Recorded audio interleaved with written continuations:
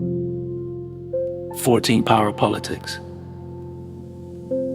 October 13, 1942. My German friends, one thing has clearly emerged from the speeches of the German leaders in the last weeks.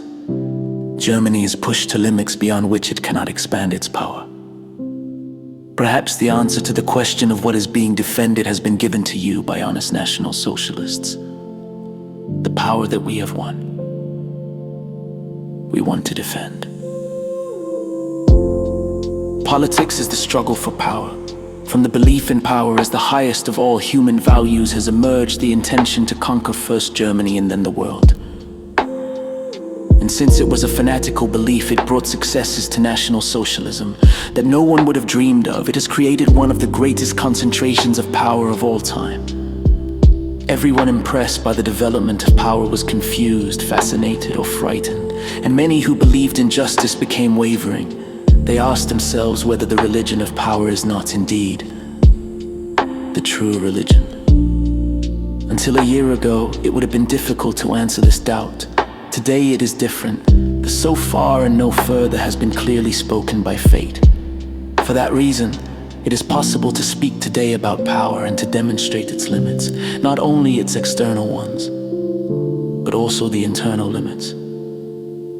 An example can display the inner limits of power. No one today appears to be more defenseless than the conquered European nations.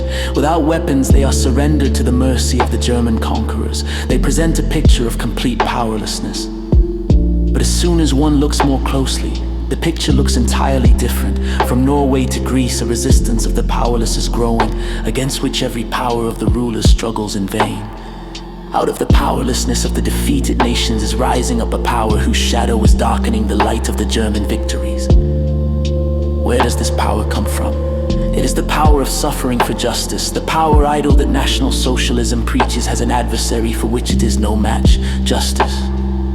You know what the National Socialists have done with justice. They have said that whatever is of use to the German nation is just.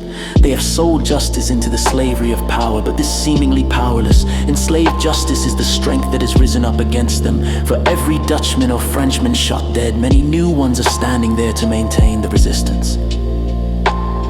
Power that is not united with justice is only apparently power and is, in reality, the deepest powerlessness. And justice that possesses no outward power is only apparently powerless, but is, in reality, an invincible power. Why is this so? To answer that, we must consider how National Socialism came to power. There was a moment in German history when many Germans believed that National Socialism represented the higher justice. They thought that the injustice of the last peace and the injustice of unemployment would be overcome. They gave National Socialism power because they believed that it would be the representative of a higher justice. Even the worshippers of power had to enlist the aid of justice. They did not want justice, they wanted power, but they had to arouse the belief that they wanted justice, otherwise they would not have achieved their goal. But no one believes what they say anymore, the sacrifices that they have offered to the idol of power crying out against them.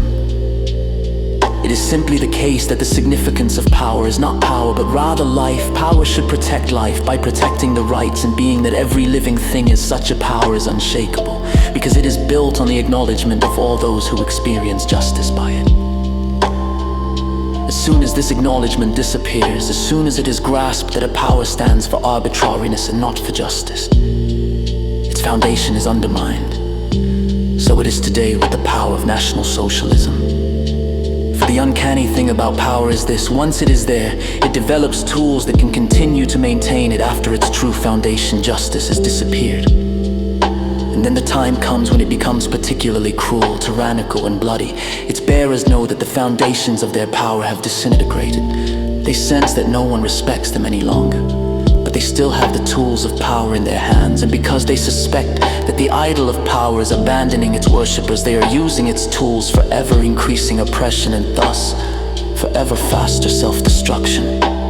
Friends of the German opposition, that is your hope. See to it that more and more Germans grasp that a power that has destroyed justice is surely no longer power, even when it still has the most enormous tools of oppression in its hand. tell the Germans that the idol of power is turned against its worshippers today and will destroy everyone who stands with them.